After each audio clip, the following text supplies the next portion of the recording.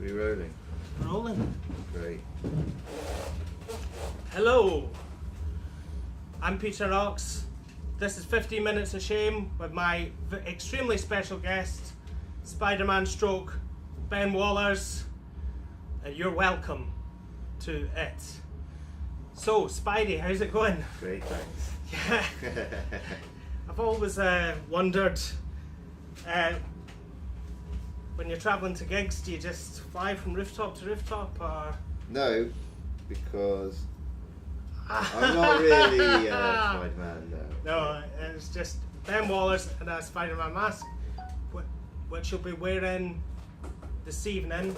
Yeah, at some point. At some point. I'll keep it like hidden for a bit, and then when there's a lull, I'll bring it out. What if there's a second lull? Take the trousers off. Get the rest of it out. Get it all out. So, we're here in Glasgow. You play in Glasgow quite a lot? Yes, definitely once a year. Which is good. I'm happy about that. Yes, played in the old hairdressers a lot. Yeah, a few times in there. Yes. Some pretty busy ones. I think Yes. this sold out really quickly, Yes. if I'm right in thinking. Which And is great. you've yes. got a relationship with this town from your country Teasers, Yes. London and Edinburgh days. Yes, yes. Have you played most of your gigs in Glasgow, do you think? I don't know, because recently I've played a lot in London now, and so that's Where probably you live taken and it love over. and Yes. strive and thrive. Yes. So no, I would have played like a lot of gigs in Glasgow. What I like about, well, one of the things I like about a lot of your songs is when you use Scottish phrases that people from England might not mean, like something about throwing a sausage up a close, Yeah. for example. Yeah. There's various ones. Well, I learned my craft in Edinburgh when I lived there, and yes, so I wrote a lot of those lyrics living in Edinburgh, and yes. It always tickles me, but there'll be a lot of people that won't really know what you're talking about. No, Yes. well that's okay, That's isn't it? nice. Because if you can alienate those people that don't know what you're talking about, you sort of get them out of the way, and then you're just addressing the people that you want to address. It sounds a bit elitist, doesn't it? But I think like that's one of the things I liked about the jargon that I learned when I came to Edinburgh, like the slang. Not there's anything wrong with Glasgow jargon, it's just I wasn't familiar with that. I was getting familiar with Edinburgh slang, and I liked it like it was, you know, codes and code words, and but also very funny. Seems a lot funnier than like Cockney rhyming slang or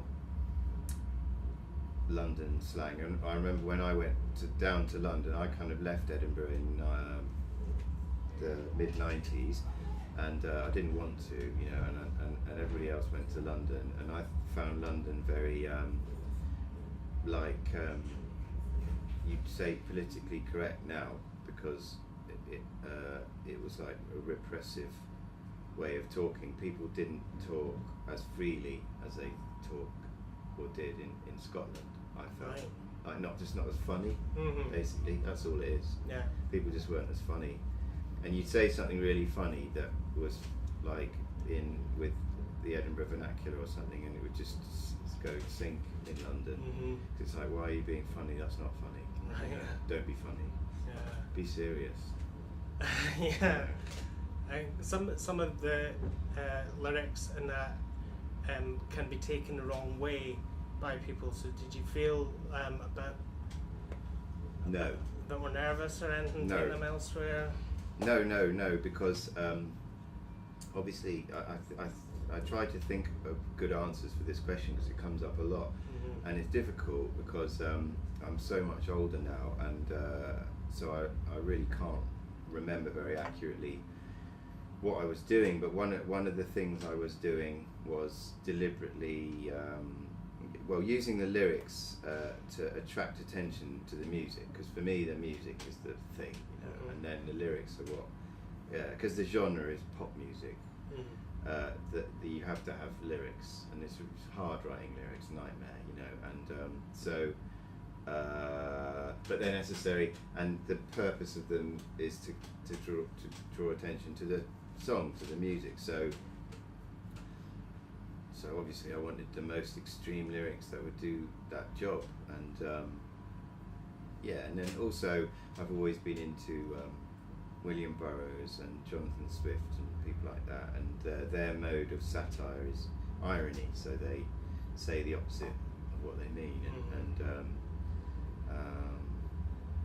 I did an interview the other day, and this chap said to me, he's a friend actually, and he said that there's a lot of talk these days about satire itself being,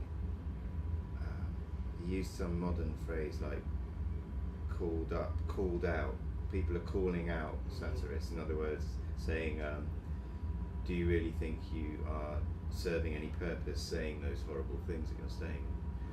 And so I just had to look up satire in the dictionary to see if I really knew what it meant, and it has a specific purpose, which is to highlight ills and bad and things that are bad, immoral, and so that's like carte blanche to say whatever you want if that's what you're doing, and that is what I'm doing, even though you might not know that's what I'm doing. Yeah.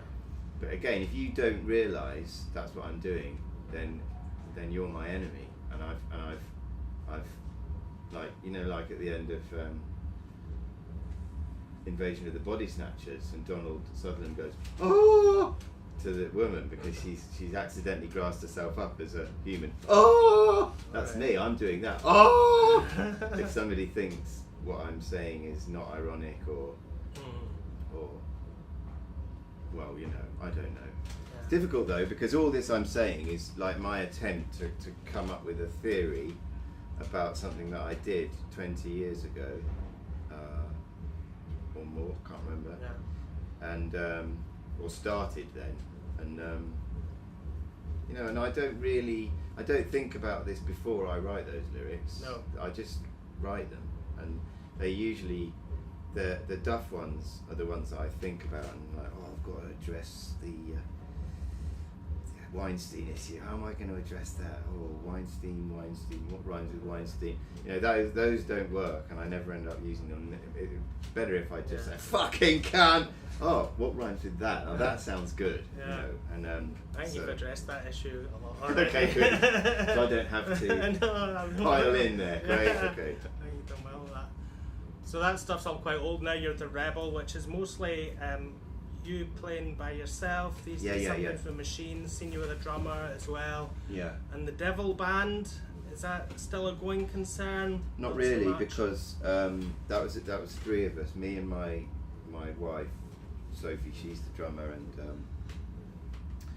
and James Edwards. He was the guitarist, and he was kind of the main guy in that. And he is very busy doing other things. Like he plays in. He's in This Heat now, which is amazing, and he plays with Thurston Moore and stuff. Right. So he's too busy really, and we did our one album. It's an amazing album. Do you like it? Yeah. Good. Really, it's incredible. Yeah, great. Like, just sonically astonishing, and the playing and the sound. It sounds really dead new and fresh, and but sort of like ancient at the same time, and from another planet. It's really wonderful. Oh, great! I'm glad you like that. Yeah. Yeah. Do you ever check it out yourself? I will now. I've certainly got a lot of copies of that back there. Do you? So if someone wants to get one, oh my god, yeah, they'll be able to. Yeah, because this guy, our friend Simon, released it and didn't sell very many, unfortunately. Oh, that's shocking. People should buy it. It's called The Devil. It's called The Devil. By The Devil. And it's on Copy Records. Get that one. Copy. It's worth. It's a gift for life. Give yourself a gift of the devil. Align yourself with the devil. And your most recent thing, I think, would be your Pink Floyd extravaganza. That's right. The Stallion is a band that's just me and Alistair McKinven, who is the guitarist in the country Teasers, and you know, and we live in London. We're kind of the only ones that live in London, of the sort of old hardcore country Teasers group, and we started this band called The Stallion that's named after the Ween song Stallion, and we just do covers. We don't play any new material, that's the rule. And he came up with the idea that we should cover The Wall, so we did that. And we did it in about 2 years, but we only did it on our days off at work, so. And it's longer than the actual. Much longer, yeah. It's records. three. It's a triple album. Because on side 2 or 3, we really went for it. There's a couple of long numbers there, you know. Yeah. Yeah, it's really good fun. We love it, you know. Is that sold well? I'm not sure. I think it has, but it's very really expensive. Yeah, I've not got it. Handsome Al's got it, but you know, it's. I guess the record company in the red. You know, well, that explains wouldn't. a lot. Well, no, they wouldn't sell it for more expensive than they had to. No. I think it was just a massive, like big production. Yeah. You know, all they had to get clearance for things which I didn't really understand, and yeah, and it ended up Write being Roger free. Waters a letter. Dear Rog, please could you fix it for me to cover your album in triplicate? Yeah. Have you got records today? You punting stuff? No. Can you not be bothered? Is it too much? I don't have anything on me No. at the moment. I've got 5 Stallion albums, but they're in my friend's house, and I've got some of my stuff, but only like 1 copy of everything in my house. Yeah. And I'm not staying in my house right now. I'm house sitting for somebody else, so No, boy. you know. But I don't really. I mean, it's a bit of a hassle doing merch at a gig. It's kind of Well, a bit just more get work. pissed and have a laugh. Well, you know, Or are and you off the ale at the moment? I'm off the ale, yeah, but I have a laugh. Uh-huh. This is a cocktail I invented tonight. It's got mango juice, iron brew, and Ribena. I'd love one, thanks. Would you like one? Yeah, that'd be How about you, Hanson? Sure. Yeah. marvellous. I'll just go over here to the bar. So this is your own invention, you're claiming? I believe you. Somebody might have done it, but I mean, I didn't get it Didn't off the copy internet. it, If no. that's what you mean. Yeah. But this is what I do since I stopped drinking. I add drinks together. The more drinks you add together, the closer it gets to the colour brown, and then it looks really like an alcoholic beverage. You know, and then you enjoy it. Marvellous. Oh, what a last! Let's talk some more Scottish things, because like last Burns night, not this year. I had a gig this year, unfortunately, but last year I had a party at my house, a Burns night, and me and my friend invented a non-alcoholic cocktail for Burns night called a Red Eye. I obviously spelled A-Y-E, and it was it was Red Bull, Iron Brew, and this disgusting thing called shalgam. Have you ever had shalgam? No, I've never heard of it. It's you get it sometimes in Turkish restaurants. You get ayran, which is the yogurt drink, and then for the really hardcore people, you get shalgam, which is turnip juice. And you get either regular turnip juice or hot. Most people like the hot one. Yeah. But when you take the cap off, it smells just like a sort of a dead mouse, kind of or a fart, or loads of cabbages. that kind of- Yeah, and so I went into the shop right in Manor House because I wanted to get some prune juice. Prune juice is my favourite drink. Right. I love that, and Already brown. already brown. It's very expensive, difficult to get, and so I was looking for prune juice. So I mustn't overdo the Ribena because that's going to be. But that's nice. I hope you can get that on the colour film because that's rather a nice. It's like effect, something that is. Sunrise, isn't it? Sunrise. Ribena Sunrise. Yeah. Your next album, Yeah. if you want. Thanks, Peter. Do you want to join the band with that? I mean, that's Yes, incredible. That's what I was angling for. Ideas like this. Yes. How can you say no? And still water, because that's what you've got. Still water, not Oh, I sparkling. really need this. Can't wait. Okay, great. There you go. Thank you. Smile. Yeah. Self. I'm just going to top mine up with water. Into health. Yeah, Oh, yeah. here's to the old Iron Brew formula. Rest in peace. Classic Iron Brew. I think this is the new one, isn't it? I mean, Is it? I assume. No, I think we've got a wee while yet. Really? Yeah, Oh, it's I not think there's happened still yet. times for the petitions and whatnot. Oh, great. Wow, it tastes like being young again. Yeah? Yeah. Cheers. Yeah, sorry. Cheers. Cheers. Cheers. Cheers. Chin chin. Are you a good cook? No. Do you just try and make it brown? This is easy, you just have to turn the heat up and it works every time. Leave it. Yeah. Fine. No, I cook gnocchi Oh. and cream cheese sauce. Green cheese. Wow. Cream cheese. I mean, no, just the cheese. It's like a pot of cheese sauce, white Ah. cheese. Yeah, I just put the gnocchi in the boiling water and heat up the cheese sauce. That's it. In about 3 That's minutes or cooking. something. Yeah, 3 minutes. That's I make porridge. I like making porridge. yeah. Every morning I make porridge, and I've got a method for porridge which is very sophisticated. Are you willing to give it away? Yeah, are you ready? Here it goes. Can you do subtitles to this when you edit it so that everyone gets all the There's the no correct- editing or anything. No editing, okay. So you get the pan there on the heat, a nice low heat, a knob of butter. Oh, I can do my joke. Why can't Jamie Oliver satisfy his wife in bed? I don't know why. Because he has a knob of butter. Okay, so I made that up, and so there you've got your pan there, knob of butter, melt the butter, brown sugar, got to be brown, Yeah. nice, as much as you want, really big tablespoon. So you're melting that up and it's starting to smell delicious. And winter's morning, so you're starting to get this lovely warm caramel thing, and then you add a bit of cinnamon, and then you add a bit of nutmeg, and a bit of cardamom powder, and that feels like kind of Christmas. Yeah. And then, so when that's sort of hot, then you add your 1 part of porridge oats. So for me, it's like a cup about that big will do me Okay, a and big maybe a portion. half mug. Yes, half a mug. And you put that in there, and now you kind of saute that. So you mix that all up with the butter and the sugar and the spices, and you saute it so it starts to feel like a flapjack, but not too much, just a little bit, and then because you've got to go to work in about 10 minutes, so then you add 2 parts milk, so half a mug of milk, full cream milk, if possible, and then another part of water. And there you go, and you heat that up. And then if you've got time, you once it's cooked, kind of thing, you then crank the heat up a bit and caramelize the bottom, like burn it just a little bit, like creme brulee. You brulee it a bit, and that's really good.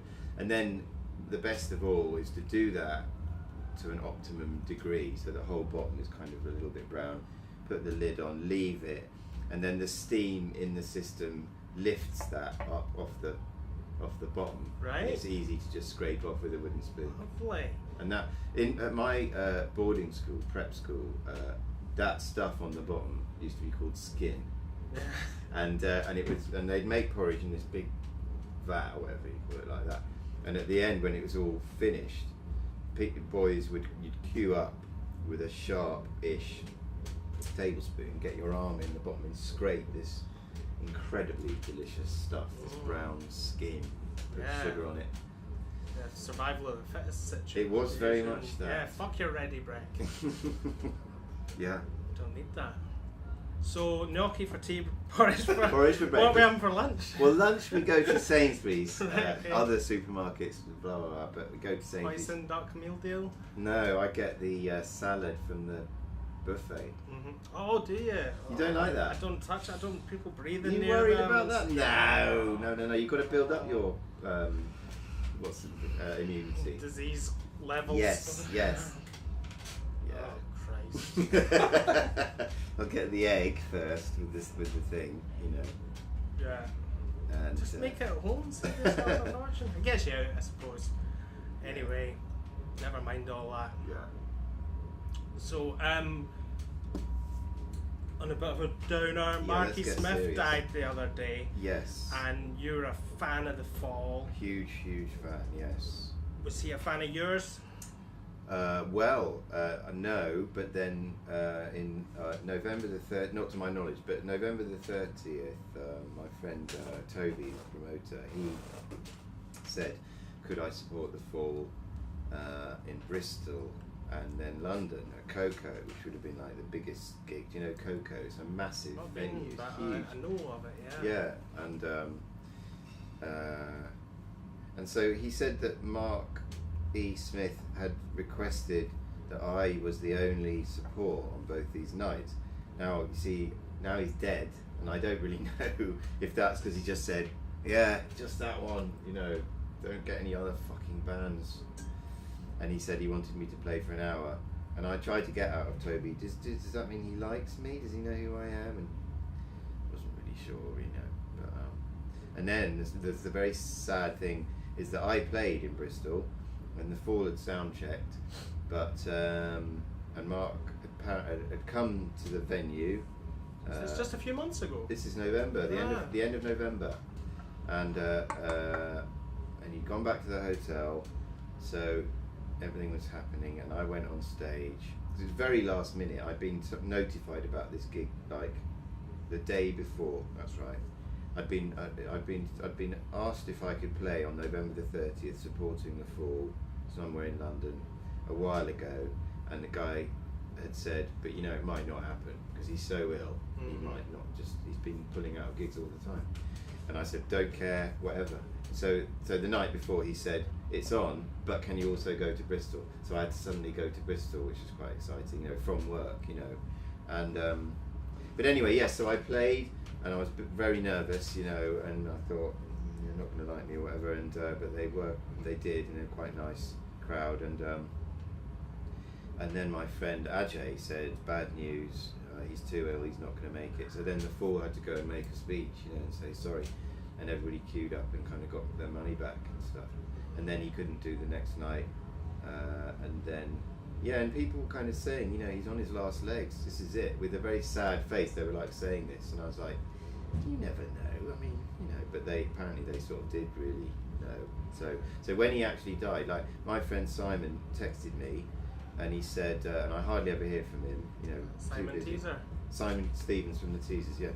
And he said, I've been listening to Hex Induction Hour and thinking of you, and it's a sad night, whatever.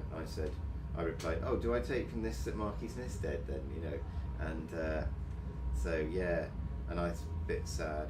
But you see, either I'm in denial about it, or I don't believe he is dead, and not in a sort of hippie way. The thing is, I've never met him, and so my relationship to Marky Smith is the same as it's always been. Yeah. And you know, if you're a musician, you're lucky because you leave a very vital legacy. So you are quite close to being immortal. I mean, you're more immortal than like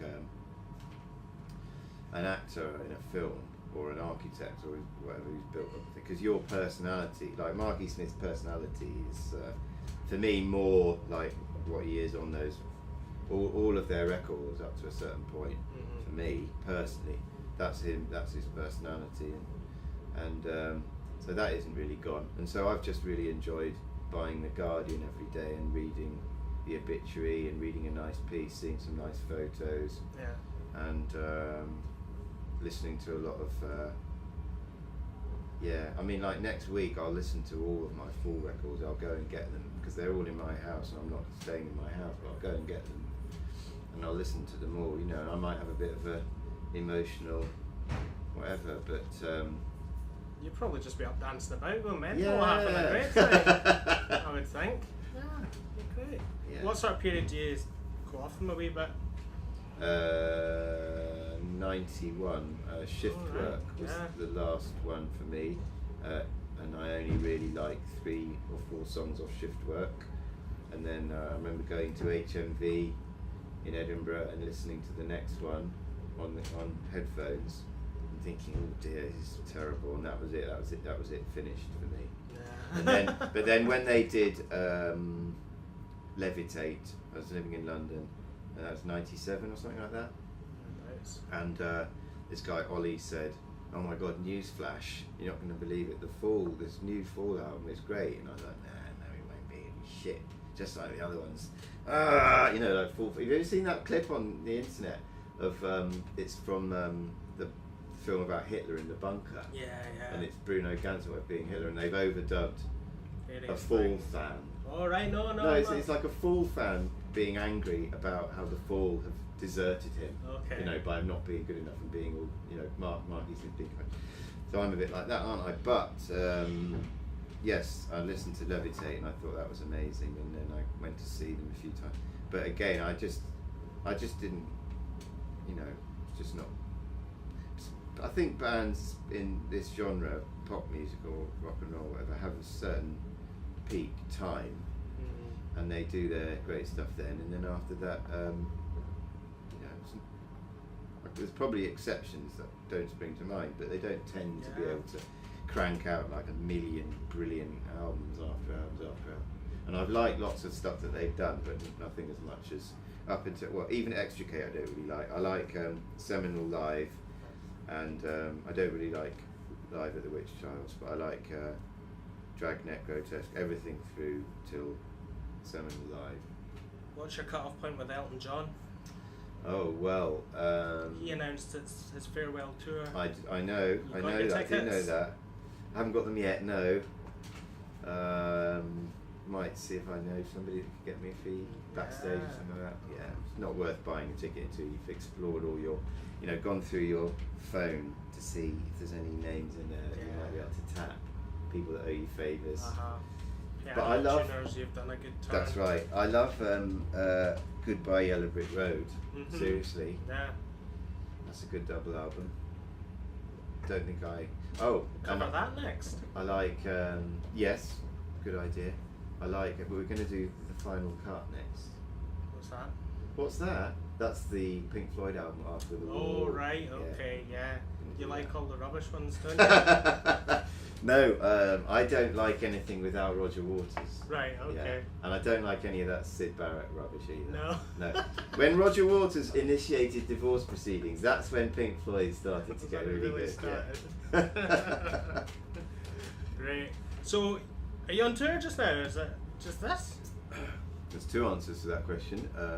No, I'm not on tour. Yes, I am on tour because I had a night off last night, but the night before that I was there at the Lexington in London with Duds.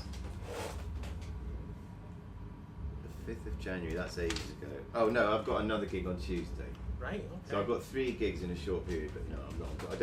I don't go on tour anymore. Although I am going on tour in February of Australia, which is Oh, wow. nice. Yeah, That's great. yeah, that's excellent.